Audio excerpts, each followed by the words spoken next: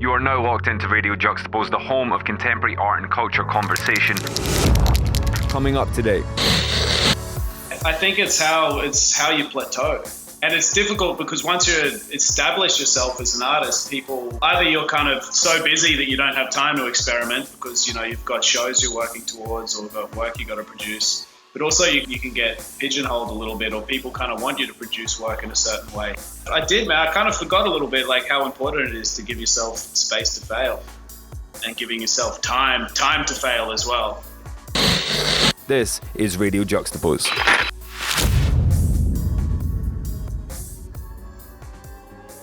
Over the last decade, no art movement has exploded the way that contemporary muralism has. Artists from all ranges of the artistic spectrum fly to far-reaching corners of the world to spill paint over strangers' walls. And for years it looked like there was nothing capable of slowing this wave down. Then of course, COVID-19 came along. In 2020, the pandemic has all but shut down this pocket of the art world. So where does that leave those building a legacy on it? Our guest on today's episode of Radio Juxtapoz has found himself at the forefront of this practice, spending large periods of the year living a seemingly nomadic life. Today, we're in conversation with the Australian painter Fintan Magee. Like so many on this podcast, graffiti was Fintan's gateway drug. Letters then became figures and concepts started to evolve. Through his practice, Fintan visualizes the realities of the often marginalized, whilst giving a surreal touch to the everyday. This isn't the first time Juxtapoz magazine's Evan Prekel and myself, Doug Gillen, have sat down with Fintan to discuss the state of contemporary muralism and the role of the street artist, but this is definitely the first time we've done it sober. Fintan's aptly titled latest exhibition, Nothing Makes Sense Anymore, is running at the Backwoods Gallery in Melbourne until December 20th, and we highly recommend checking it out if you can. Enjoy the episode.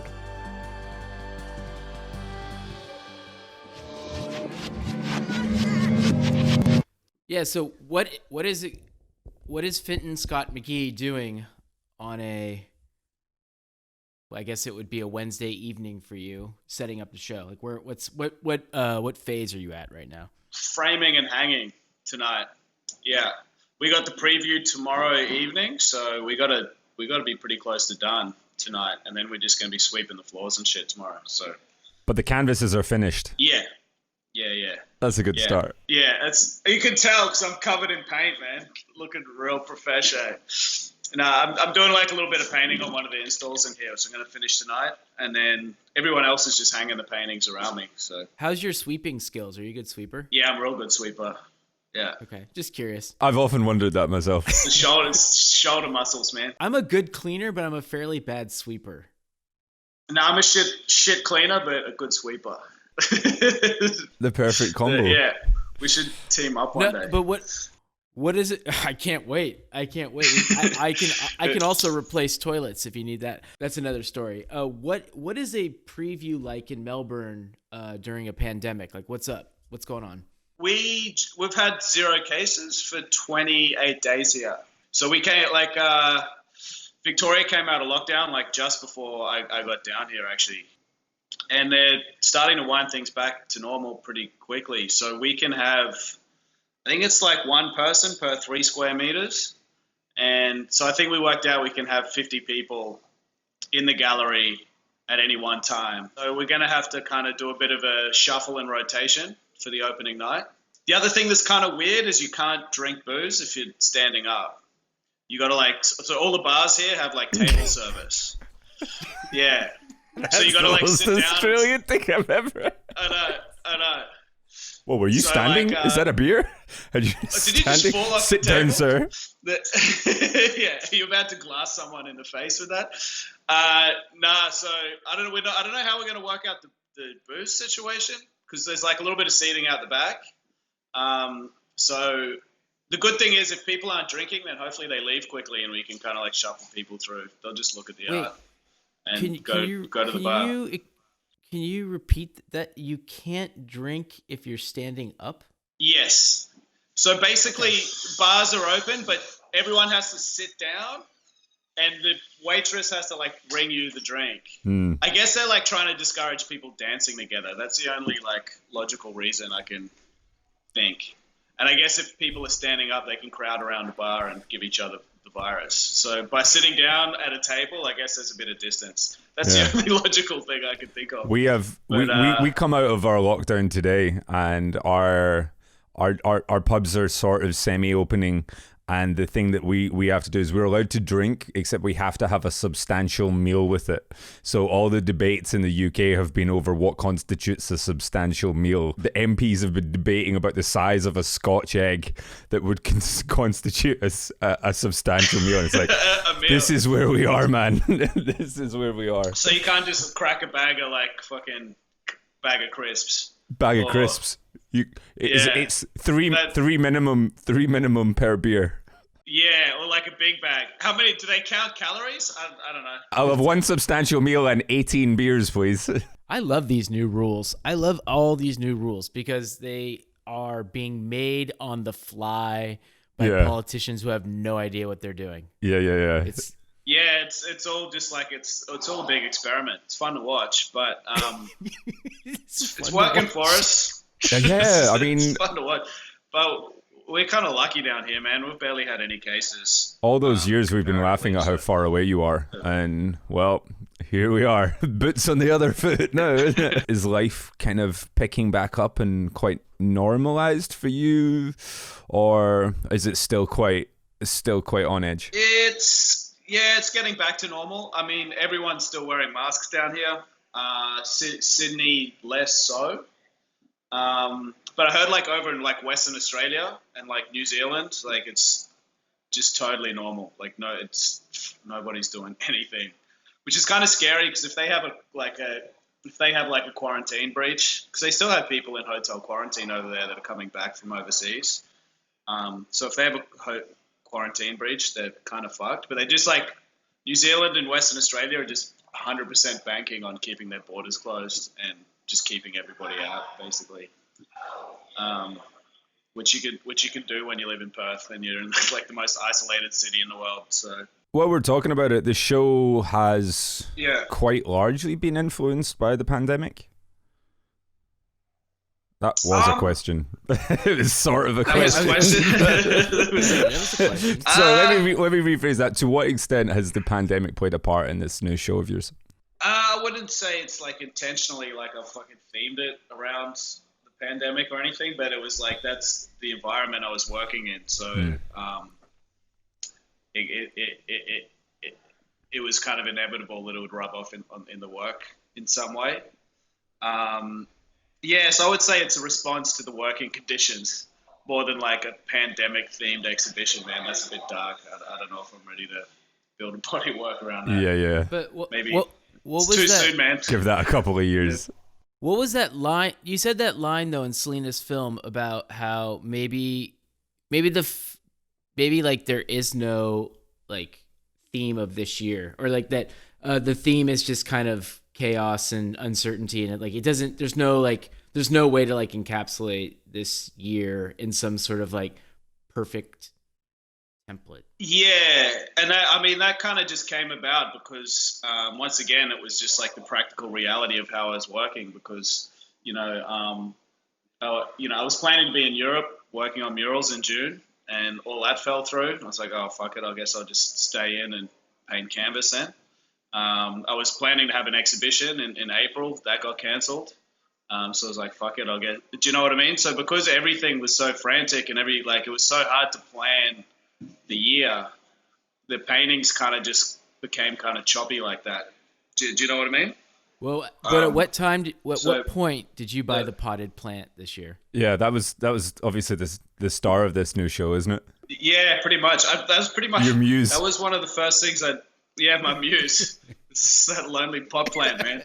That was like one of the first things we did was just go by, like, just decorate the apartment a little bit more. So it's nothing, because we was just bored, man.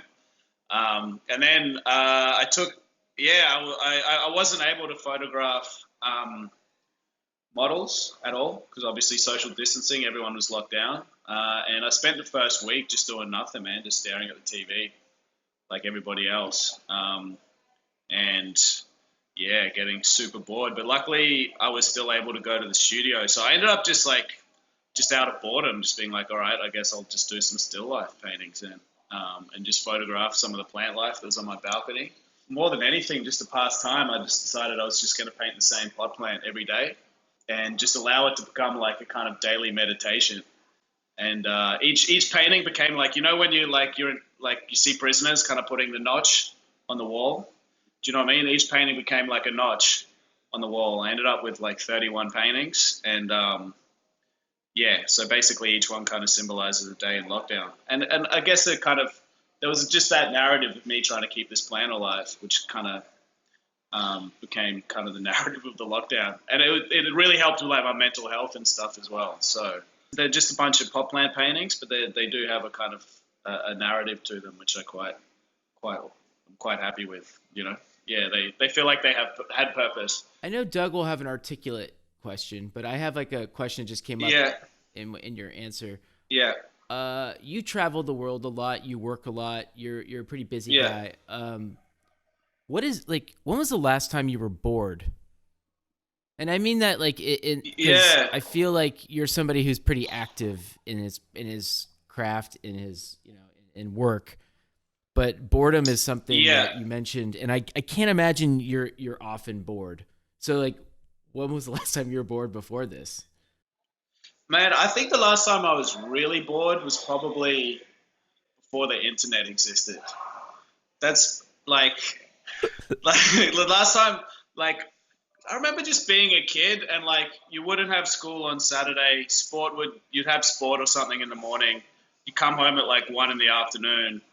and it'd be like car racing was on TV, and that was it. And like I remember like sitting on the couch with literally nothing to do. And I swear, like now that everybody has like high-powered information machines in their pocket, like I just don't get bored like I used to. So, but in the pandemic, that was worse because I should have been bored. But instead of being bored, I was like reading the news and just filling my head with anxiety. So like, there's this I don't know, there's a downside of not being bored, and that's just you're constantly stimulated. For kids growing up in this new generation, it's so mad because like, you know, remember like when you had to drive for like 8 hours with your parents, and you know, these kids now are just sitting like just ding ding ding ding ding like constantly on their iPads or something like that. I wonder if this idea of being bored is just something that maybe just won't exist. I think it might. I think so. Yeah, I can't remember. Like, I literally, like, the last time, if I sit back and think about it, the last time I was truly bored was, like, 12 years old, and the internet wasn't widespread yet, and I didn't have a smartphone. Because that must dictate, like, where artists take their direction a little bit, allowing themselves that space to be bored. I think, Doug, you're getting into, like, what I was trying to get at. It's, like, this idea of, like, in your boredom, you ended up finding a really, really interesting thread to get you through this period of time. Yeah. So you weren't really bored at all. And that's kind of cool too. Yeah, I would say it's the closest I've been to boredom in a long time. Yeah. Because you do have to turn the TV off eventually and stop reading the news.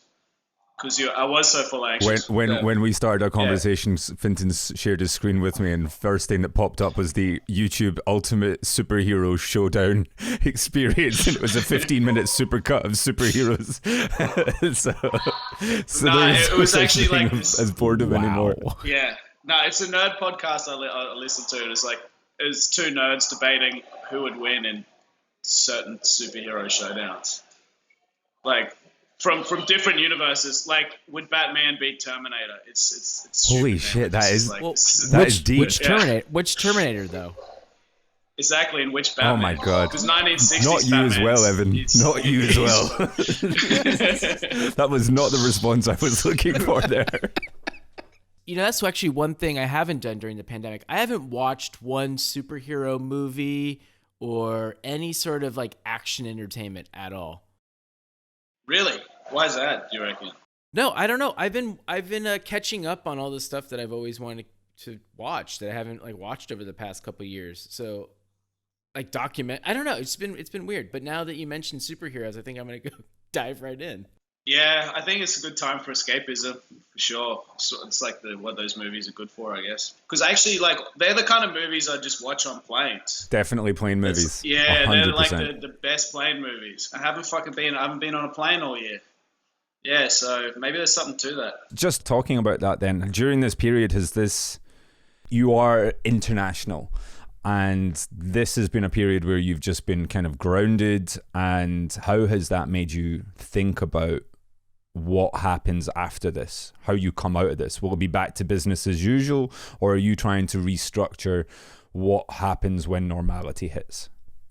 I kind of naively thought I'd like be back to traveling in like September. I think we all thought it was like, it'd be a couple of weeks. Yeah, maybe that was everyone. Yeah, that wasn't naive. I think that was all. But yeah, I thought 3 months would be fine. So now they're saying, I don't know, maybe middle next year, we'll be able to travel again. If you get vaccinated and get like a vaccination card, or who knows how it's going to work. It's impossible to say, man. Like, it's just so hard to plan. So I'm just like, just going to take it as it comes. The cynical part of me at 1 minute was like, all right, this is like the death of the industry as we know it. It'll never be normal again. Wait, what industry do you mean? First of all, I'm like, is the economic fallout going to, body the galleries? And, people going to be able to fund mural projects or public art anymore? I don't think it's going to be that bad. I think it'll pick up again pretty quickly. Whether I go back to traveling and like painting a lot of walls again, I'm not too sure. One thing I've learned is I've just kind of really enjoyed just being like grounded. Every time we've met, you've been like in the thick of it. And actually, that was the first thing I noticed when I saw the video, when Selina's video popped up. I was like, damn, he looks rested. This is the first time I've seen Fintan where he just he's looking sharp, he's looking fit, he's looking rested. I was like, oh my God, I've never met that Fintan, because every time we've met, it's been like, like in the middle of 6 back-to-back projects, from here to there to there, and it's been like huge walls, and we're both just fucked. Yeah, I've actually been getting like haircuts this year, shit like that, like basic hygiene.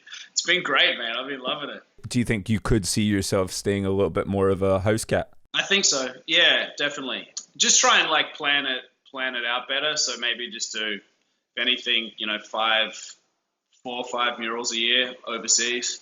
So I'm just like going away never more than like a month at a time. Because it was getting kind of stupid, man. I remember like 2016, 17, I would just hit the road and just be like painting on the road for like 3 months. Do you know what I mean? And just like back-to-back projects, and it takes it out. Did you feel burnout? Like that amount of traveling? Yeah, I felt burnt out, and I feel like the quality of the work suffered a little bit on occasion, because I wasn't developing things as much as I should have been. I wasn't kind of, it is fun traveling, because there's you get to be like kind of spontaneous in some ways, and you kind of get to kind of react to the moment a little bit, and sometimes that benefits the work, but also sometimes it can, it can be hard to develop works properly. Particularly when you're working on a tight time frame, you got another flight to the next another fucking 80-foot silo or whatever, 80-meter silo or whatever it is. And you got 3 weeks to paint it, and it's just it's a bit ridiculous. So I think it's definitely, I'm going to chill out a bit and just try and manage things a little bit better. It's interesting because, like, as somebody who works as a contemporary social realist, especially when you're working in public, have you given any thought about what that's going to mean for you, or what that's going to look like when this is over? Because the idea, like, some of the ideas that you've been painting on the streets, like that sort of, we haven't really been on the streets that much in the last 12 months. So there's going to be this conversation that's going to be a little bit different. I mean, have you thought about even what your first murals will be like? If whether it's in Sydney, whether it's in Melbourne or anywhere else?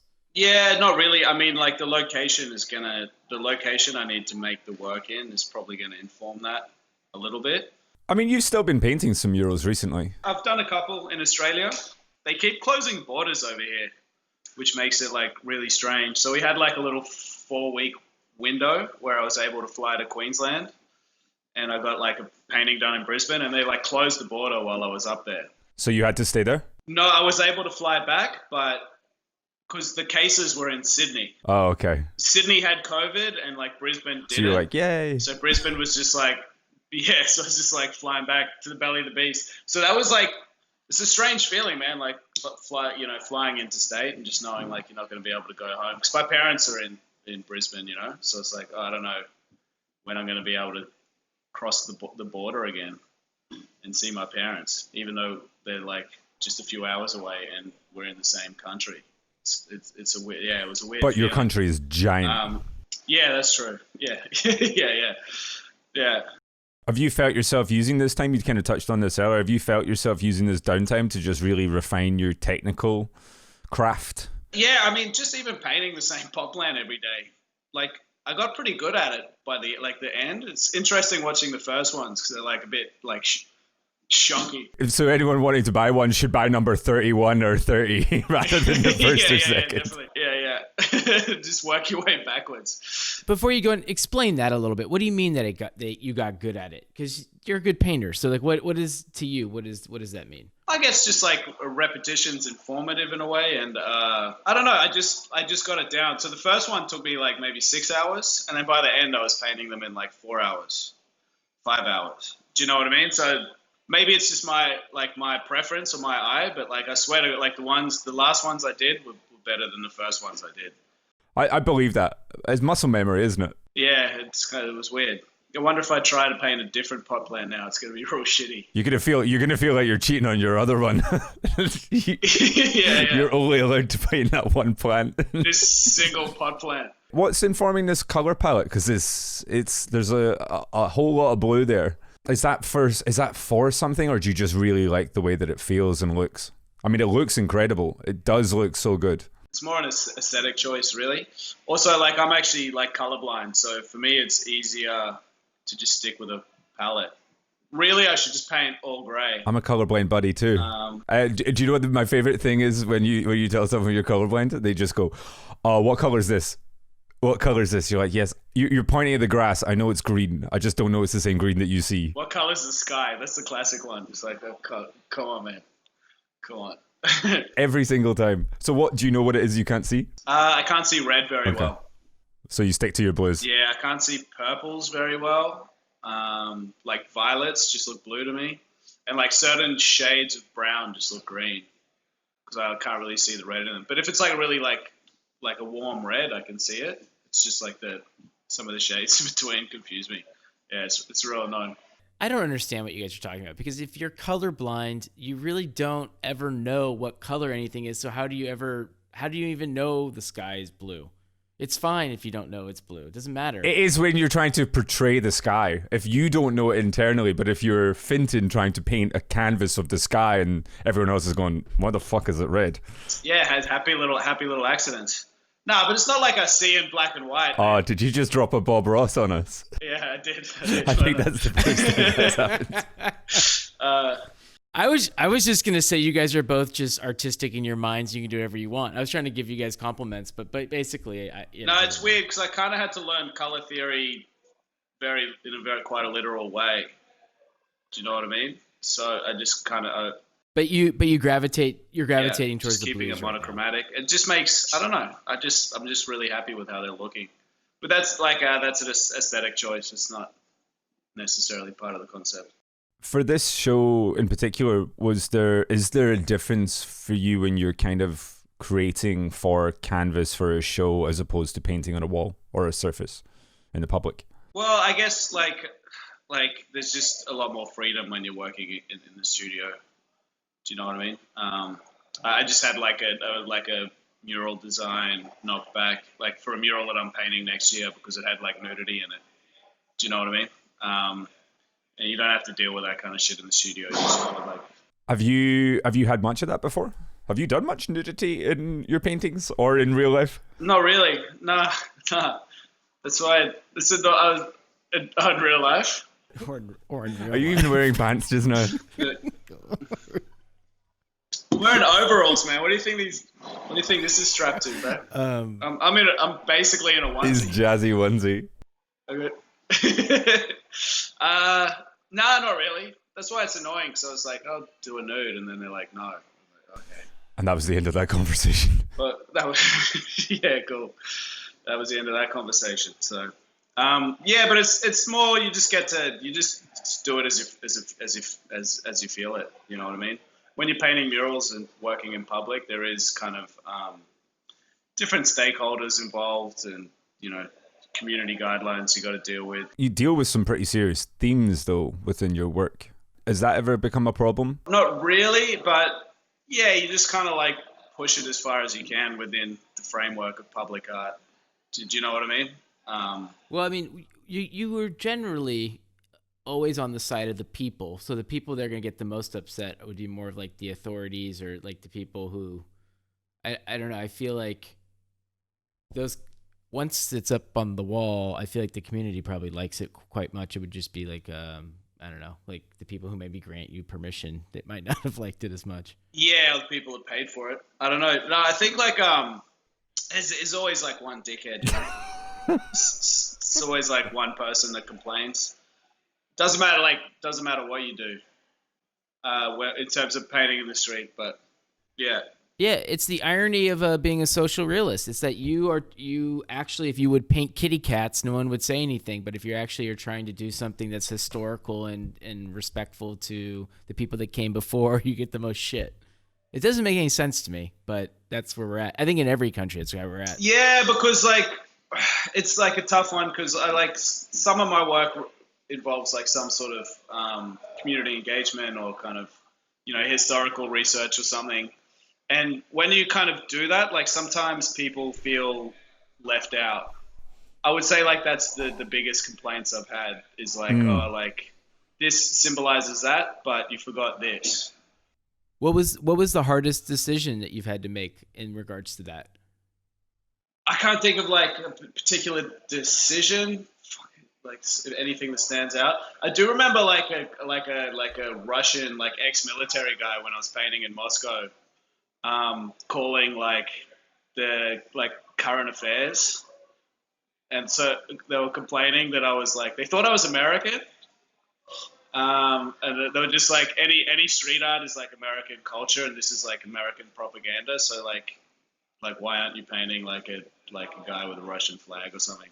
Oh really?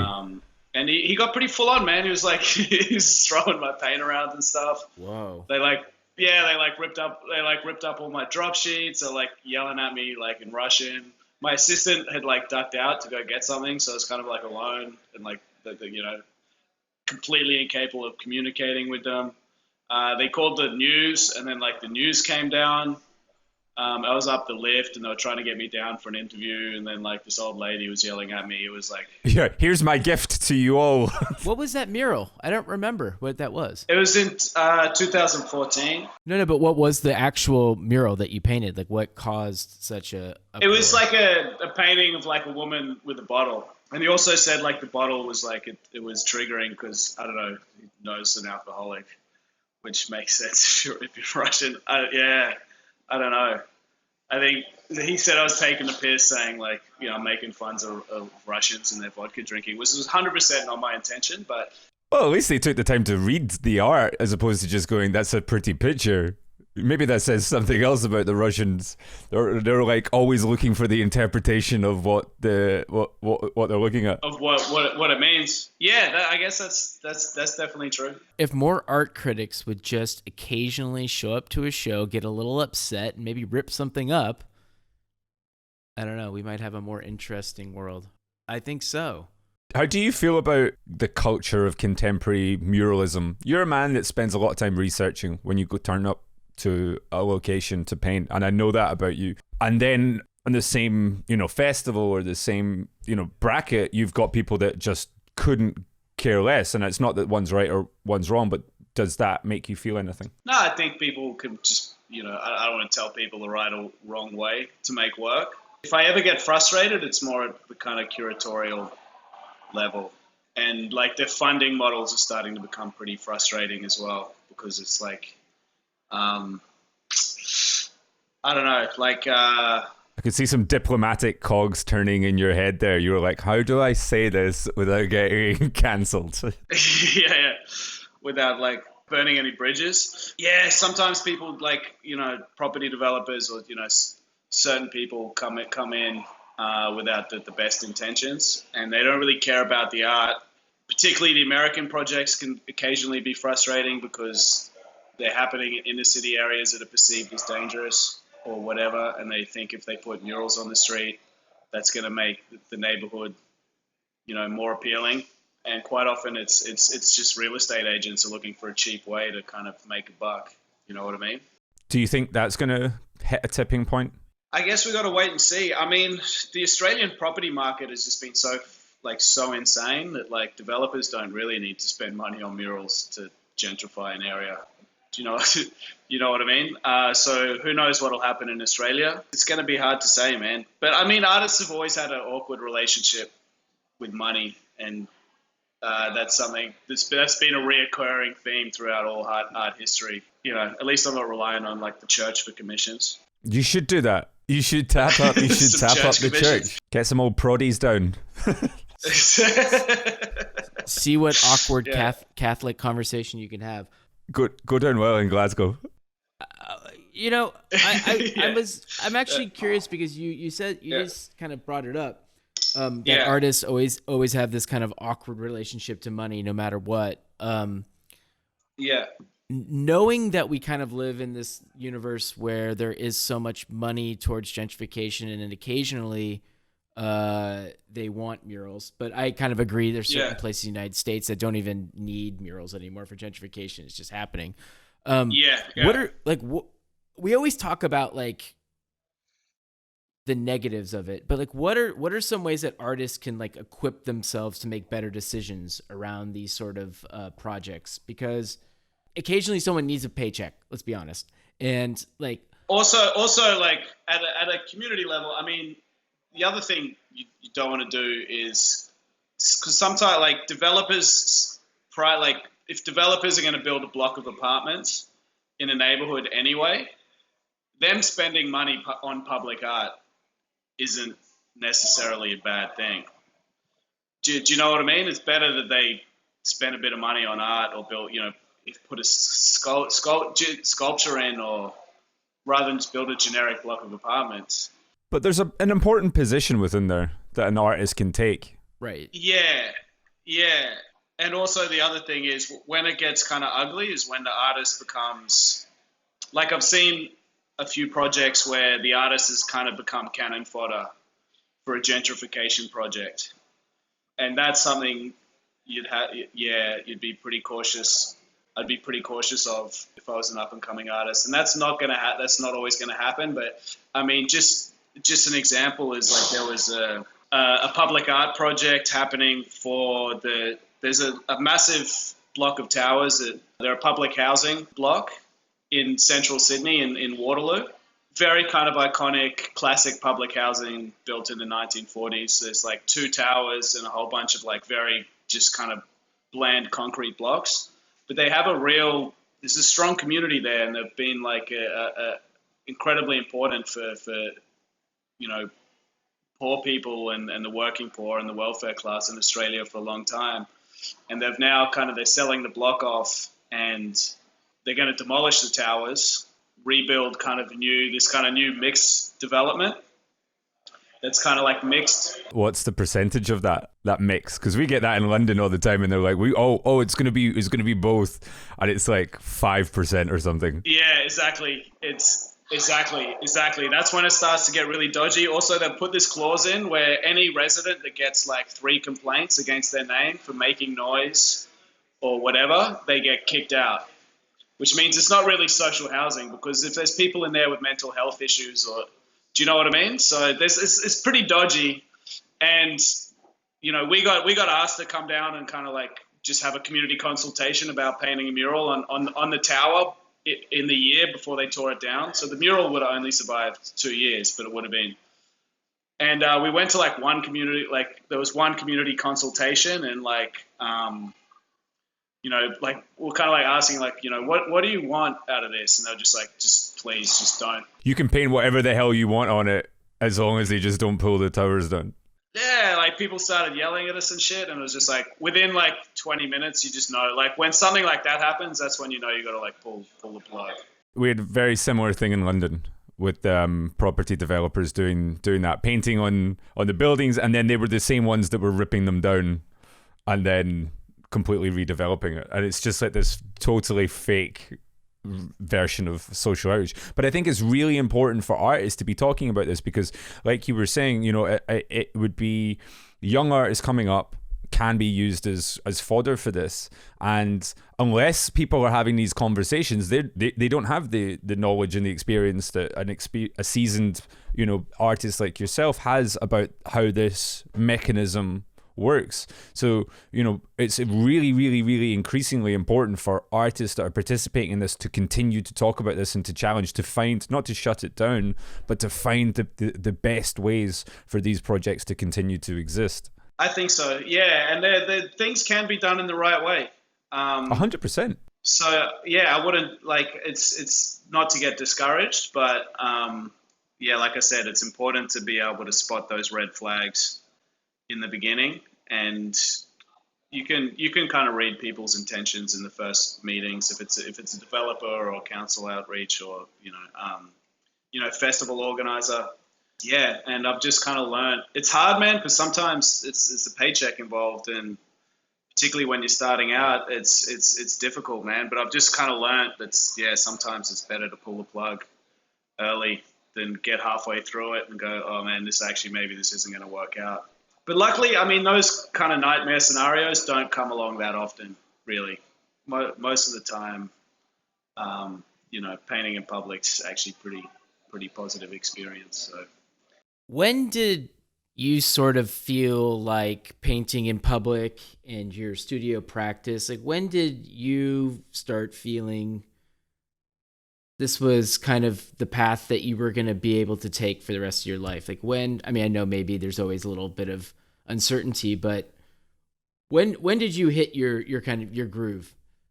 I don't know. I mean, I started out as a graffiti writer, and even as young, like I remember when I was like 12 years old, there was like a graffiti writer, Nice, from Brisbane, who was a member of ACR crew. Anyone who knows Brisbane graffiti history might remember him. But he actually came and painted a mural on the back wall of my high school. And I remember talking to him and having conversations, and I was like doing some, like I was kind of started doing some like little graffiti sketches in my sketchbook, and he was like pretty supportive. He must have only been like 23 at the time. But I remember just kind of like asking him how much he's getting paid, what's he doing this for? And I remember thinking like, that was like the first time I was like, oh, you can actually make a living out of this. It was a legal piece that he had done for the school. It wasn't like he had just come. For the school. That's a cool school. It was pretty cool, yeah. And like our school was on the train line, so it was already kind of like graffiti was happening pretty regularly. So I kind of like developed an obsession with it from a young age.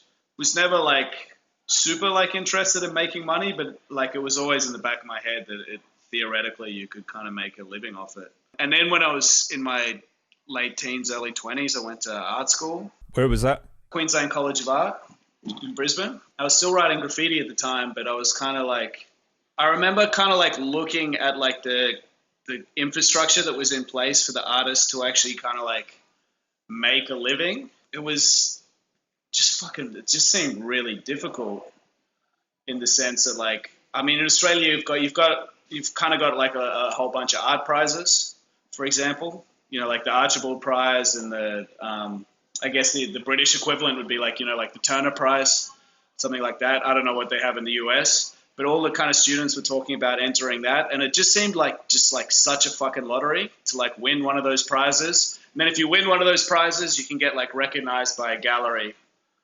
And then, you know, maybe if you're lucky, you can like have a career. And that just seemed like just such a like bizarre long shot. And I don't know why, just like just street art just seemed like a much more accessible world. You know, at that time I was kind of like looking at artists like kind of Roa, Connor Harrington, you know, a skiff, and it's kind of like watching what they were doing was like, oh mate, like, you know, I can paint on the street. At that time, were you still doing graph, or did you started to just move into something a little different? I was just kind of starting to move into something different. And what was that? So for me, it kind of...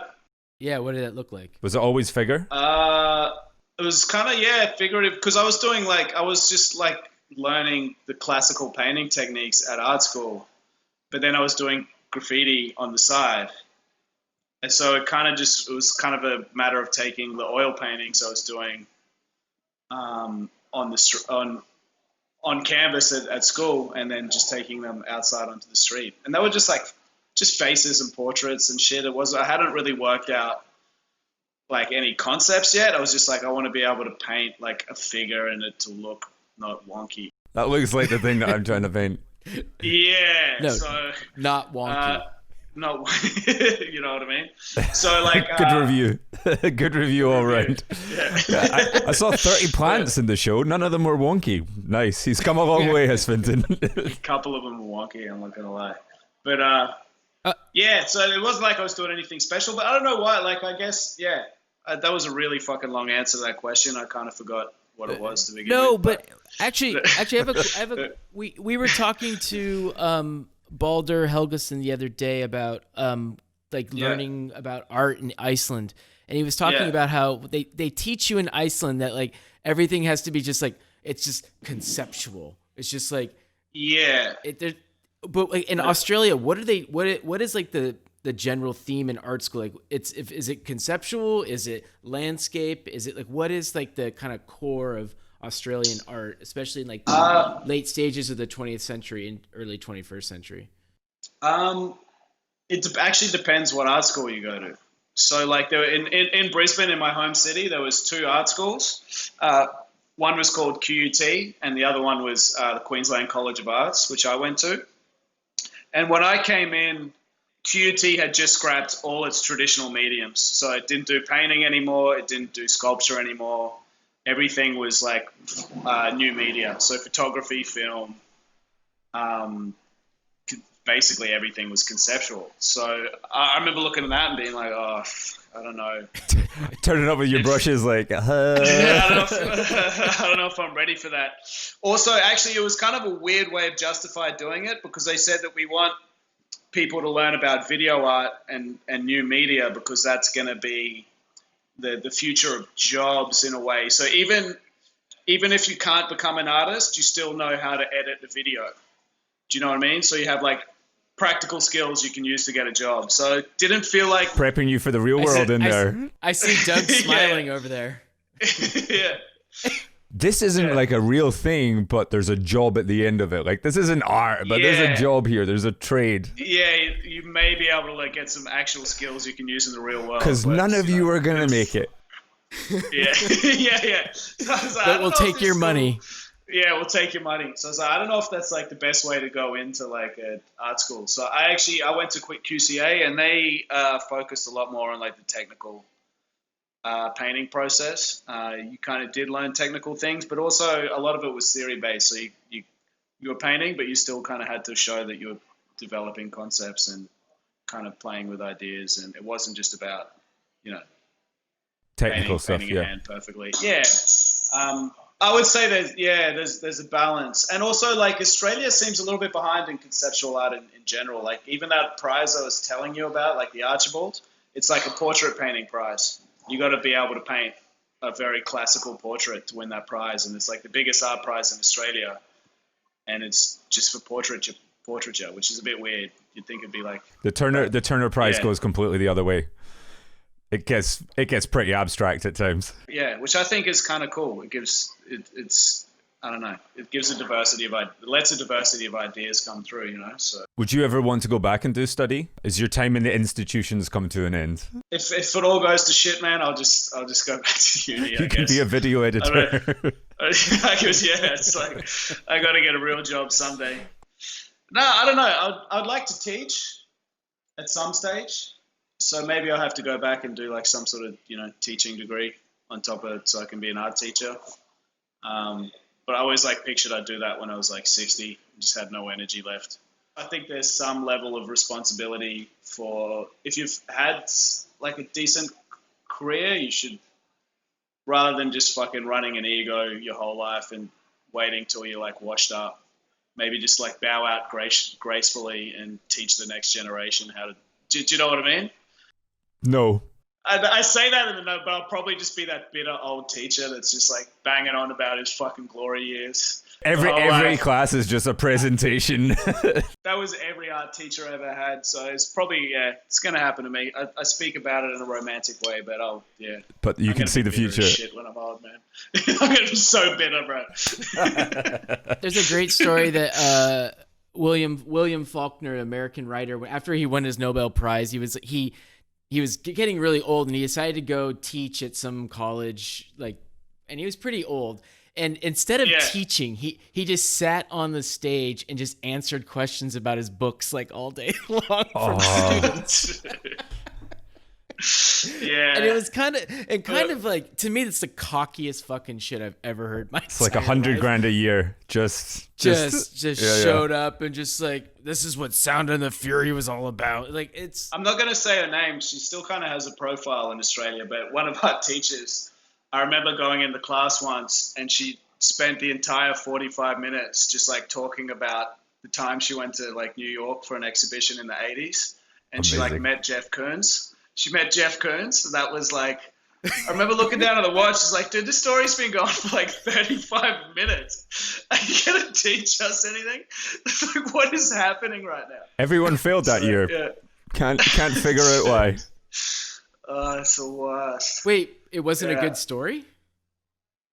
No, it was just about Jeff Koons like smoking a cigar, and I think there was a point to it because she was saying like, you know, like Jeff Koons really knows how to like play up his image, and he was smoking a cigar and wearing a suit, and you know, image is everything. I don't know what the point was. So all the kids came in the next day with like cigars and suits, like just gimmicks. Yeah. Yeah. Did you ever want to do that? Was that something that you went down? Do you ever think you could get like a gimmick, a nice street art? Yeah, do the. Yeah, hide the face, a little art gimmick. That's what the scene needs more of. Cheap gimmicks. More gimmicks. Yeah. Nah, dude, I'm way too like self-conscious to do that. I would just feel real uncomfortable with it. Okay. Yeah, I just try and be myself. Dude. Just get a cane. I don't know. Turn up to your show tomorrow night with a cane and a top hat. Trying to think what gimmick would actually work for me. Evan, what would your gimmick be? You know what? Like, obviously I have like fucking plenty of gimmicks that like, but no, I actually was gonna say that I'm kind of happy. Like the crew of people that we're sort of friends with, none of us really have gimmicks, which is cool. Like it makes me really happy. Yeah, no, it's a good way to be. Maybe I could just really just play up the like Irish Catholic heritage and just become a raging alcoholic or something. Do you know what I mean? You would be the first person to play up the Catholic thing in a while, so you might as well. It's like it's the closest thing to like ethnic whiteness you can get in Australia. Do you know what I mean? I'm oppressed. I'm Irish Catholic. Yeah. Clutching you're at white. straws there. You're white. You are clutching at straws there, right? So yeah. So so you're Irish. Go on, go break down your background for me. What is it? Oh, fuck! You're gonna make me. Because we've talked about this before. Because I know part of it's you've got family in Scotland. Yeah, I don't know. We have something. You have something in Scotland. Yeah, I can't remember what it is. A little bit. No, my dad's from Derry in Northern Ireland. Yeah, and my mother's born in the UK to an Australian father. Yeah, I was first generation, but my granddad actually was Australian. So there's been a bit of like back and forth happening between generations. Yeah, great to see the UK. Thought that's a bit shit over there. We'll go back to Australia.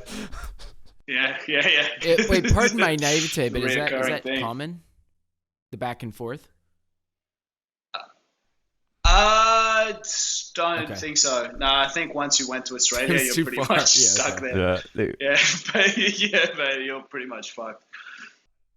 This series, I don't know if it's a series. The kind of this new concept behind the glass Is that something that's going to be continuing for a while? Because I assume the feedback you got from that was ridiculous, because it was that work looks incredible. Yeah, so I've been doing these paintings with kind of this kind of bezeled glass effect. Really happy with how they're coming out. Definitely going to keep going with it. But they're really challenging and they take a long time to paint. They're really fiddly. So they're not particularly fun to paint. Do you have a different approach in how you make something, how you're making them? No, because they're so detailed, I have to use a projector to get them sketched out. It's a lot more, it's quite methodical. You can't be free or loose with it at all. I do like expressive painting, and I kind of like having fun and making a mess, which I find you can't really do with that bezel glass effect that I've been doing. So I'm going to keep going with it, but I'm going to try not to make it the central part of my practice. Because that could be your gimmick. It's going to be a gimmick, and it's just not going to be going to be fun anymore. You know, for me, painting has to be fun. I think that was a really nice direction, really nice turn. What triggered that? It was just a vibe during the lockdown, man. Yeah, I remember. Yeah, just everything. It was just kind of that feeling, particularly being stuck in Australia, of just feeling like you're in a bubble, kind of looking out, and just kind of witnessing the world through the news of the TV screen for the first time, and kind of feeling like you kind of weren't in control of the situation. I don't know what, that just kind of became the kind of motif that felt right for the moment. Also, I just found a small panel of bezeled glass outside my studio. Oh, perfect. So it was a good prop.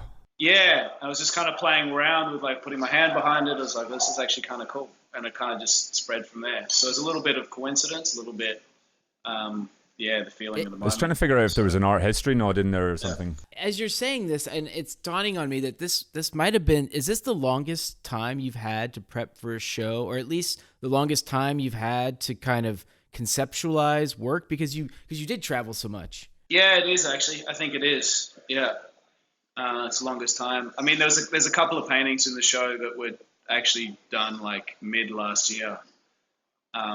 So I've just kind of been picking up bits and pieces. How do those works feel right now, looking at them? They feel just like a different you?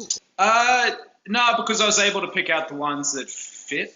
Do you know what I mean? There's a couple of old ones I didn't put in. I'm really happy with the works from last year. Yeah. They kind of feel like part of the narrative. One of them is kind of about the bushfires. That was pretty catastrophic. It just feels like so long ago now. And that happened right before kind of COVID lockdowns. So they still feel part of the narrative of the year. Do you know what I mean? Because can't forget that. You go and burn to death. Yeah. It's been a strange year, man. So. Do you think your murals will take on a new meaning for people? Because a lot of the time it is a single figure, almost reflective. Do you think that kind of begins to take on a new meaning for people walking through? If they've been to a town that they've not been before, and the context of when it was painted is gone. Oh, do you mean because it's once this is all over, it's going to be...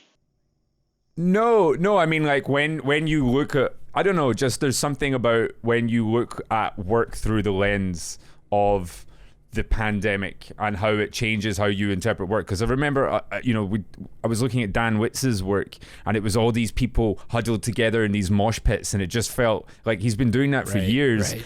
Oh, but man. Looking at that now makes me feel almost uncomfortable, and I'm wondering if your work, because there's a lot of single figures, maybe has some kind of almost the opposite effect of what Dan Witz's work has.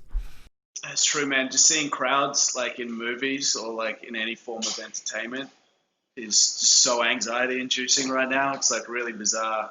Yeah, I do feel there's going to be this is going to be pretty, obviously it's going to be pretty watershed moment. I feel it's going to be kind of life after COVID, and there's going to be life before COVID. And those moments come along every 10 years or so. I remember there's kind of like 9/11, for example, but there's life before 9/11, there's life after that. The financial crash felt a little bit like this. So I think, COVID's going to be the same, and it's definitely going to be like this, like the work that's painting during COVID is going to have an interesting feeling, but it's going to be interesting to see what happens after this, and if it does feel like what was happening before COVID was kind of naive, in the sense that, like, I don't know, just like. Like traveling and painting murals and producing public art in different countries kind of became just the norm for so many artists, and this kind of community kind of built around it. We've got to wait and see, but I feel like maybe moving forward we're going to be looking back on that time just going like, wow, we were so naive, just think we could just travel the world all the time and fucking live this frivolous bullshit lifestyle. Or even like we were doing it and we didn't value it enough. Maybe we'll appreciate it more now. But there's definitely going to be like a before and after. I feel, like the 90s kind of felt like that as well. Like before 9/11, like, do you remember like the Cold War was over? There was nothing really to be afraid of. You could just like enjoy fucking like bullshit ass, like just entertaining movie. Like everything just kind of rabid capitalism everywhere. And it's like, whatever, it's happening. Just rabid capitalism. We're still getting like that sugar hit, unchecked capitalism. The financial crisis hadn't happened. Everybody was making the money. Rise of Trump. Fucking the neoliberalism, like sugar hit from the tax cuts was just like working its way through the fucking society. Who knew there was going to be a payback for that? Who fucking knew? Fucking Jeff Goldblum and all the big movies. I mean, life was just fantastic. Tarantino was just making amazing. Pure pulpy entertainment that was just fun and violent and pointless. Steve Moranis. Is that his name? Steve Moranis. What? Steve Moranis. Rick Moranis, right? Yeah, from Honey, I Shrunk the Kids. He was in everything. Oh, dude, he was, yeah. He was in that. Is that the guy with the glasses? Yeah. Those are the glory days. But yeah, I mean, I think that there is... Wait, don't go from Rick Moranis to a serious point. Yes. Rick Moranis. I called him Steve. You were gonna go from Rick Moranis to like something really, really like important. I was gonna try. I was gonna try hold on to the dignity of the good Radio Juxtapoz name. Go. I'm curious. No, but I wonder if maybe like collectively we will look at the people that are doing that and participating in that kind of like if we come out of this and then suddenly everything goes back to normal and there's just this complete like, business as usual, plain, fair. If we collectively will be looking at that, I know maybe individually we can look at that, but as a collective, I wonder if that'll be viewed in a slightly different way.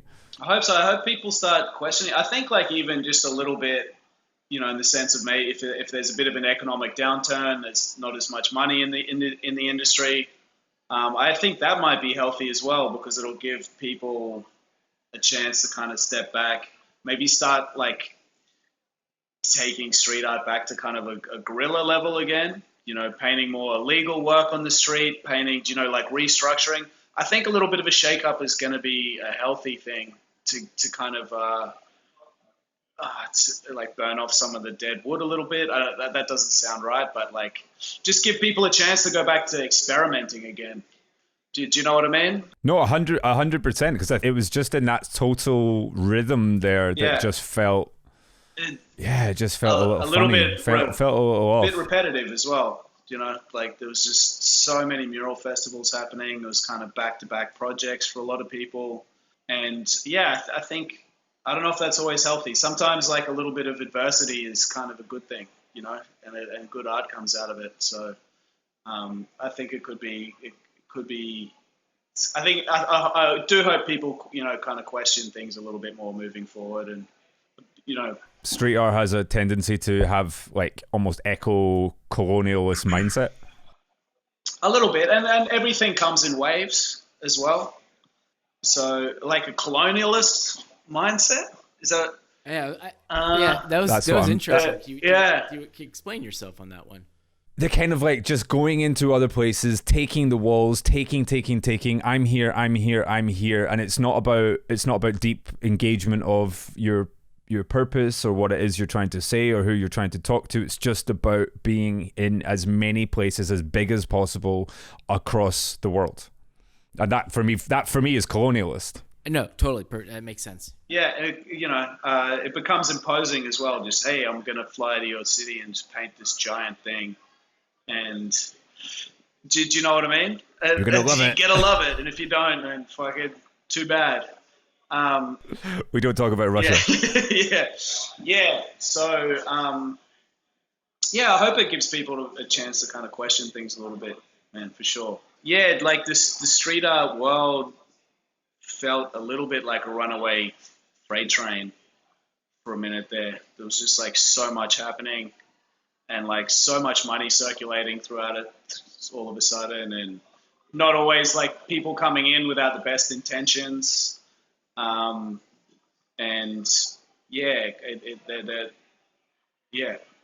don't know where to go with that. How do you feel about being labeled when people call you a street artist? Does that bother you? No. So something you've actively, because I know plenty of artists that have actively tried to distance themselves from that term and being associated with it. What about you?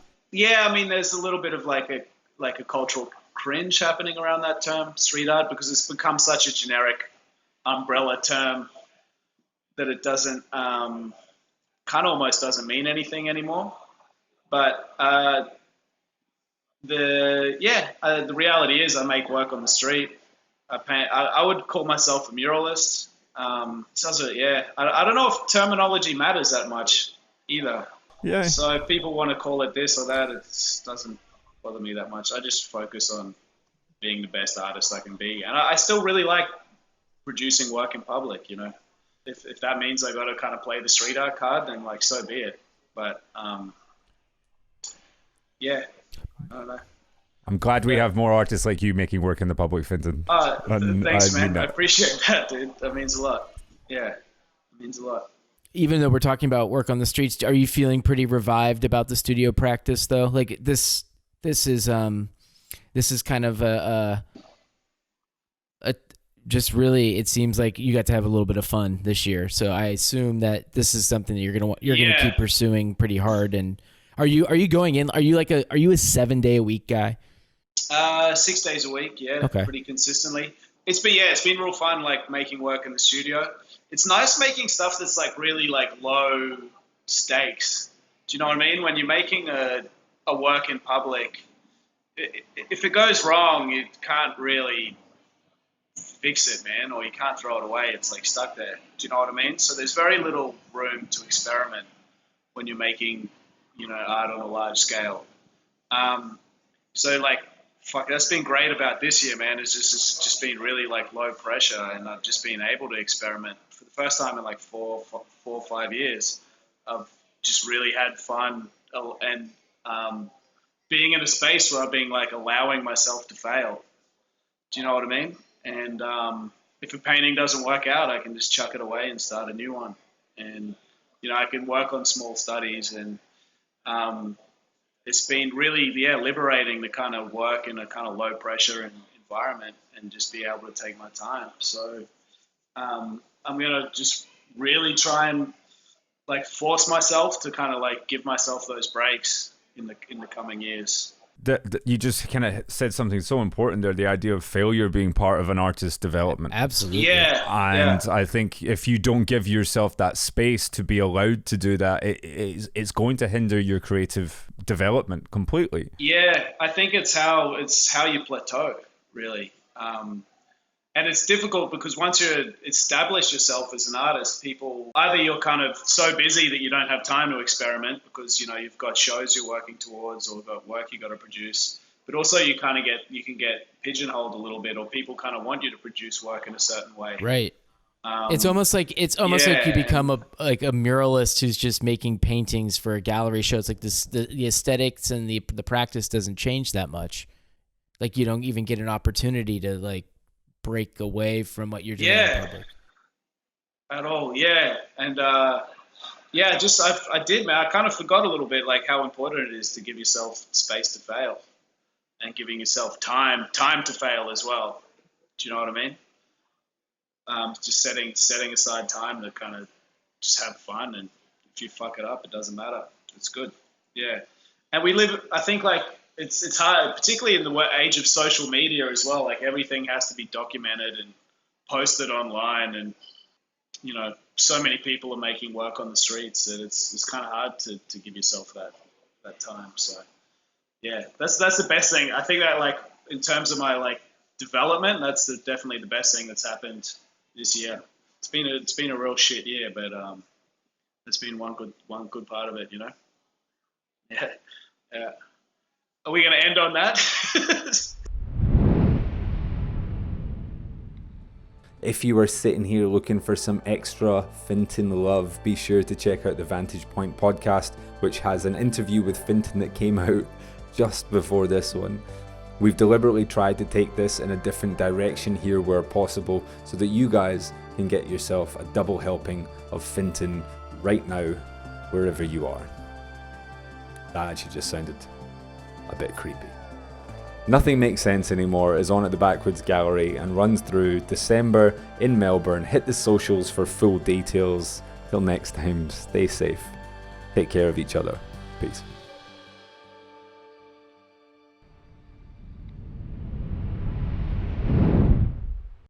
I might not be a man of the sea, but did you just say shark helicopter?